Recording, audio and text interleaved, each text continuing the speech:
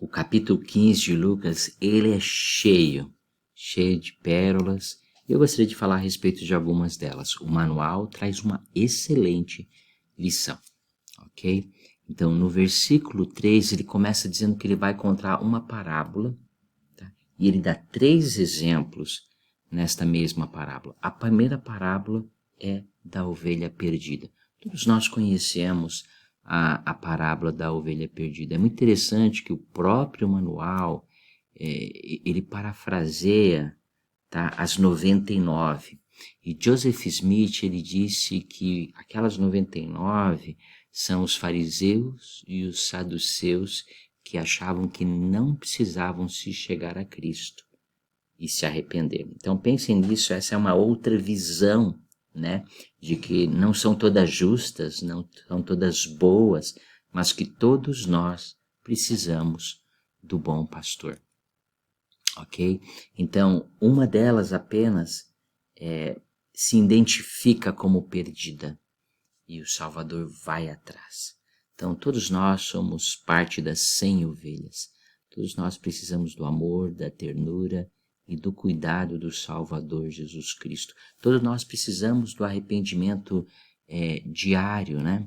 Ele diz assim, ó: assim haverá mais alegria no céu por um pecador.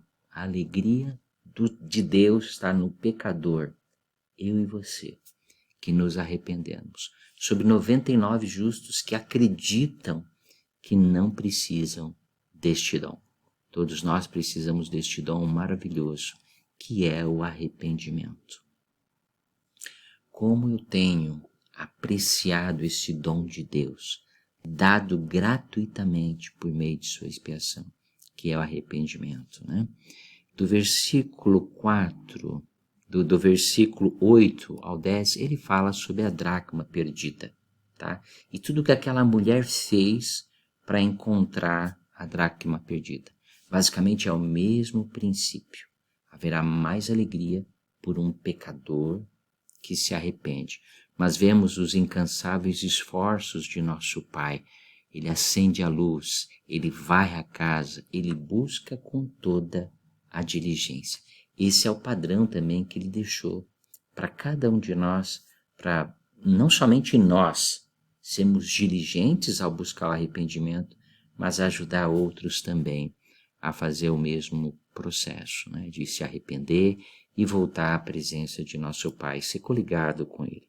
Do versículo 11 ao 32, todos nós conhecemos muito bem essa história, né, do filho pródigo, que ele pediu sua herança e ele se distanciou e foi, gastou toda a sua herança dissolutamente, como diz as Escrituras, né, e depois ele retornou a seu pai. Todos nós somos um destes 2 filhos pródigos, né?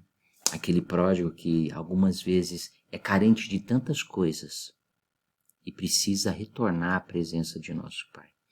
E vemos o amor de Cristo, o amor de um Pai, de Deus, muito bem nessa escritura. No versículo 2 diz assim: trazei depressa a melhor túnica, vesti ele com ela, ponde um anel na mão e sandálias nos pés. Traze o bezerro cevado. Sempre quando voltamos com amor e humildade, o Senhor abre as portas do seu evangelho para todos nós, as bênçãos de seu amor, as bênçãos do arrependimento. O Senhor não nos veste com trapos, o Senhor nos veste com mantos.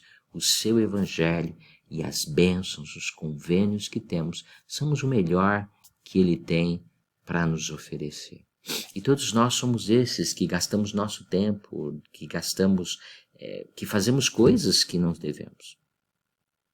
Ok? Não estou falando nada a respeito de pecados graves, mas algumas vezes não temos a paciência que precisamos ter. Algumas vezes não temos a fé que devemos ter. Algumas vezes não somos tão bondosos quanto deveríamos ser.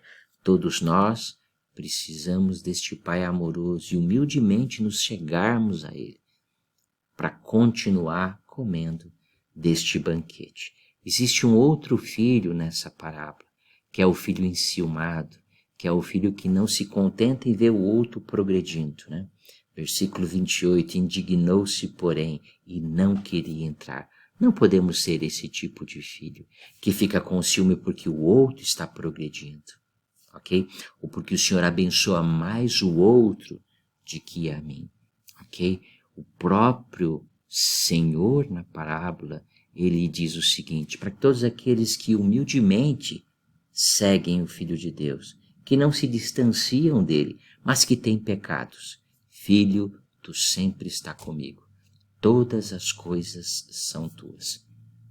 Se formos diligentes e fiéis, um dia todas as coisas serão nossas. Mas nós temos muitas coisas do Salvador hoje. Nós temos seu amor, nós temos sua bondade, nós temos todos os dons infinitos que ele possui à nossa disposição.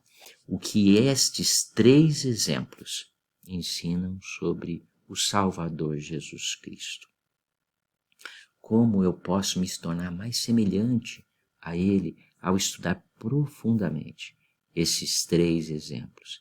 Que mudanças eu preciso fazer ainda em minha vida para que eu me torne mais semelhante a ele ou busque seguir o exemplo dele por meio desses exemplos que ele deixou desta parábola? Um forte abraço a todos e que Deus possa continuar nos abençoando em tudo aquilo que fazemos.